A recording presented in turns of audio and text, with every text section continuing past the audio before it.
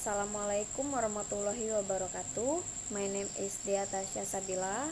I am from Group 12 and I will discuss the chapter 10 about helping colleges cope, and I will continue this material because my friend Renzi has explained the part 1 and this is the part 2. Okay, I will explain about have you praised them? The frequent use of praise is the quickest and most effective route to promoting a positive atmosphere in the classroom. It is not easy in this situation for some teachers to find occasion to praise some children. Choosing activities which are success-prone without being so patiently simple that the teacher's tactic becomes obvious is a skill job. It requires judgment about the suitability of subject matter and the selection of lesson content, which call for an application of professional competence in the area of subject knowledge rather than personal management. And next, have you realized how good you are? Colleges do need praise. Teachers should be encouraged to see their difficulties within the context of general success, whatever is going wrong with one class or individual. There will be other times and places where things are good, right? Examining their own more successful lesson and relationship should give clues to adaptation needed in the problem situations.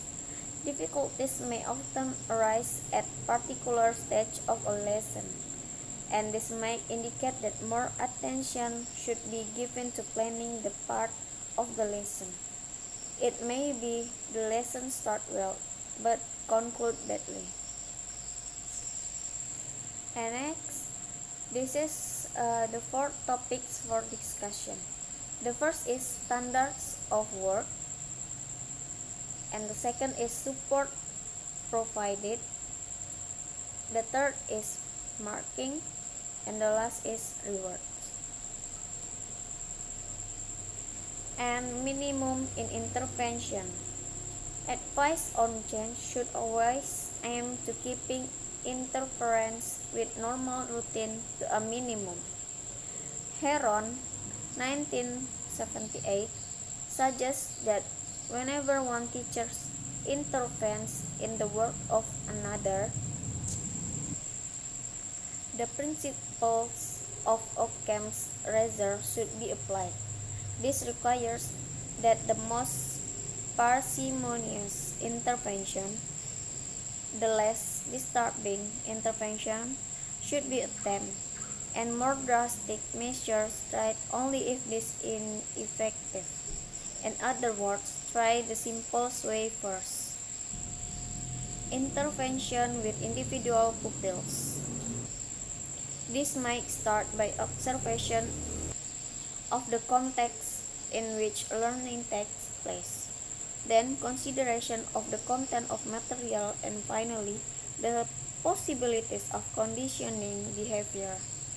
Focus on the context would require an examination of the present learning environment. It may well be easy for an experienced eye to spot change which can accommodate difficulties by providing easier access to help, support, or control. And next, intervention with a class. The peer group may frequently encourage problem behavior by its conscious or unconscious reaction to the individual concerned.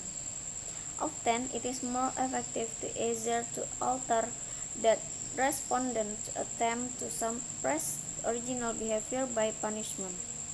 The approval of amusement of contemporaries is such a potent reinforce that it can outweigh all but the hardest of punishment. And the last is intervention with teachers. There are times when it will become evident that problems lie not so much with the children themselves as with their teachers' lack of understanding, inappropriate expectation, or inadequate training. One possible response is to provide a good model of academic and social management, either from the consultant teacher or or, other teacher, becoming involved in team teaching, where troubles arise in relation to one or two pupils. Consideration may be given to their withdrawal from certain lessons. Okay, that's all my material. Thank you for your attention and thank you for watching. Wassalamualaikum warahmatullahi wabarakatuh.